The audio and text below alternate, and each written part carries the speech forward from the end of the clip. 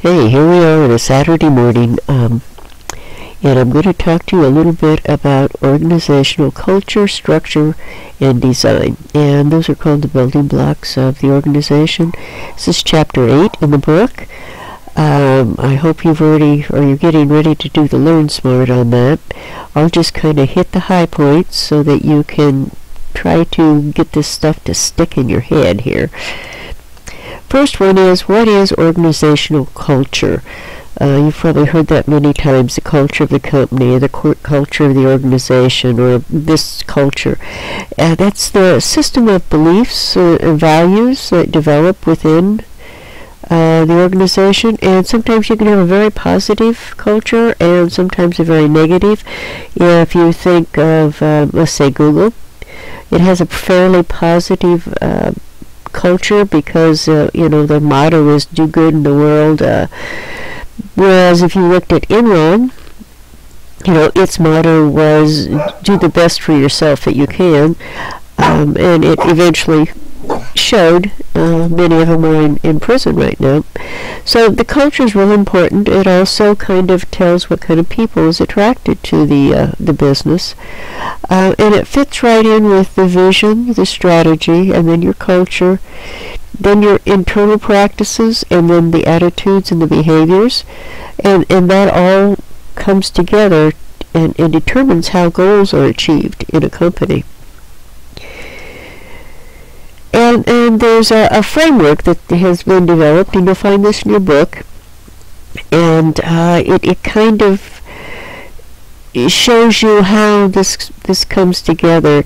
You can have a clan type of culture where everything's collaborative. Everybody's participating, working together, communicating, being empowered.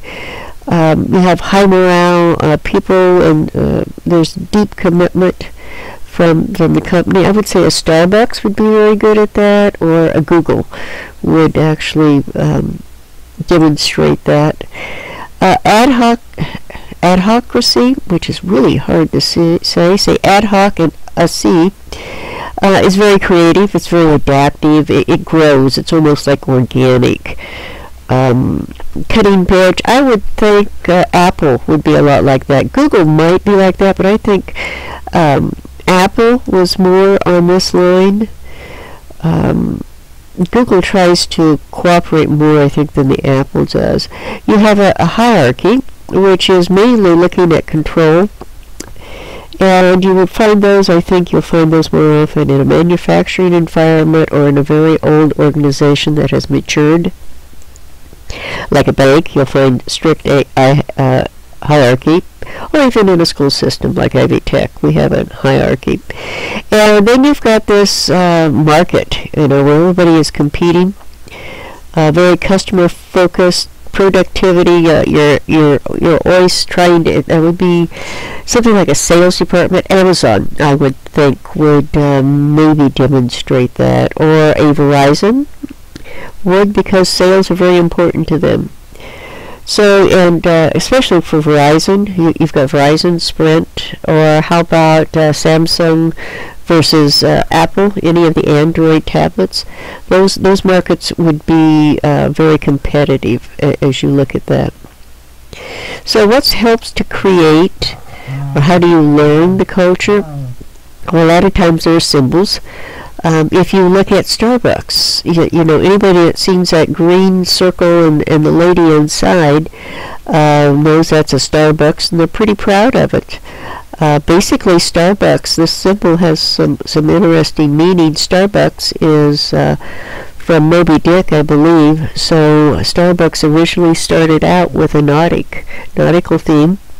It's also based in Seattle, and they wanted to reflect the area, and Seattle is very well known for sailing, boating, things of the sea.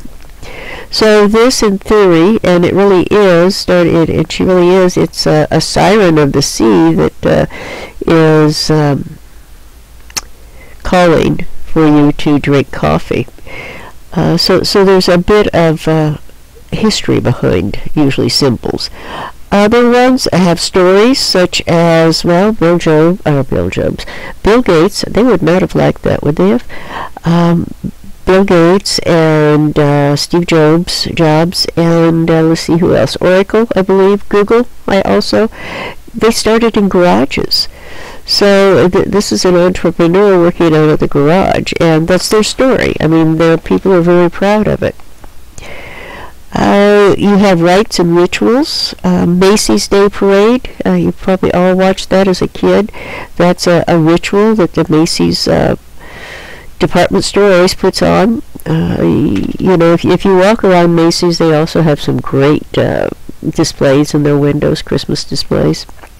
And finally, they have heroes. And I think Steve Jobs was a hero to his people. They were very proud of him, and they looked up to him. So that's kind of how you learn about the culture of your company. This all creates really the company, the story, so you can know how to react and know the traditions of the company. If you look at the 4 functions, so why would I have a culture? Well, it gives you identity. It gives you a collective commitment.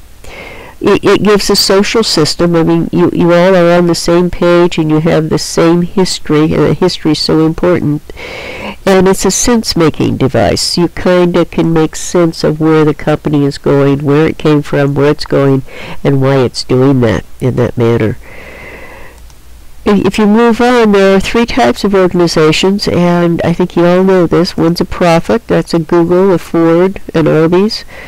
There are non-profits, which are hospitals and colleges, charities, and then mutual benefit. We don't talk much about mutual benefit, but those are your like unions, trade associations, the United Auto Workers. They really are mutually beneficial to whoever joins them.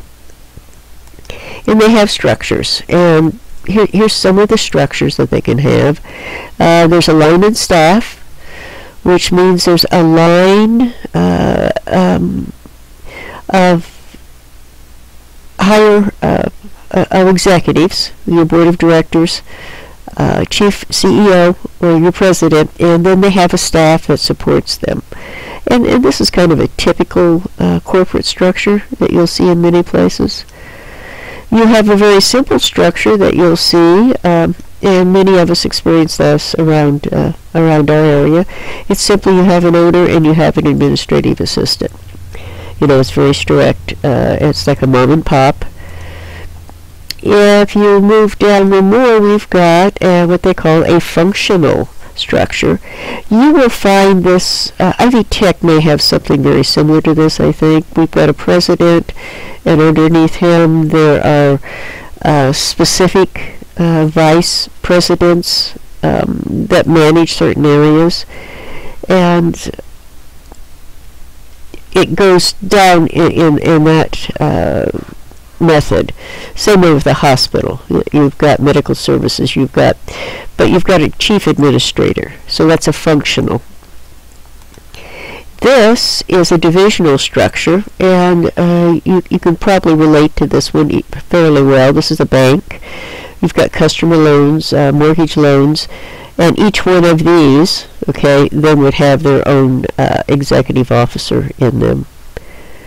And finally, we have the 4 factors that come into play when you're looking at an organizational structure or designing a structure for a brand new building. You've got the environment. Is it mechanistic or organic? And that means, is it standardized? Can it be fairly straightforward as you go through it? Or is it going to be growing? And how do you expect your company to lay out? I have a dog biting my foot. So that's one factor that you have to consider. You've got the environment, which is differentiation, and try to say that one, or integration, which would be something like Johnson & Johnson. Has many products, many different products. and they all come together. Or Procter & Gamble, you know, they've got many different departments that work to produce different products. Or you could have something that's integrated, like co-manufacturing. Think of Subaru or Toyota. While they have many products, they also have just one product, which is they're manufacturing cars. And then we look at the life cycle, what cycle it's in. Yeah, if you're just starting out, it's fairly non-bureaucratic, and then it grows a bit and becomes pre-bureaucratic. And when it's been in play and is kind of like the, you want to say, midlife, it's bureaucratic. And then when it gets very mature, it's very bureaucratic. Think Apple and Microsoft versus Google and Amazon. You know, Apple's fairly well structured, so is Microsoft at this point. But Google and Amazon are still in that growth stage, so, you know, they're probably right between the youth and the midlife here. They're not very bureaucratic right now. They're very open. That will make a difference on how your structure is. And the last one is link between strategy and structure. And this is when the strategy changes. So, whoops, that should be May. So when the strategy changes, so may the structure. You know, think HP. HP is a very big company. It's very old. It has a very hierarchy. It's a hierarchical presented business. But it's splitting its company. Now that's a strategy change. So its composure and its structure may change tremendously in this. So this happens a lot. If any company is going to continue to grow and survive, it's going to have to, you know, go between strategy and structure and be able to be actually organic so that it can grow and still sustain itself. So basically that is corporate structure. You'll get a lot more of that the further you get into your education. So I hope you've enjoyed this beginning foundation of it. I'll see you Monday.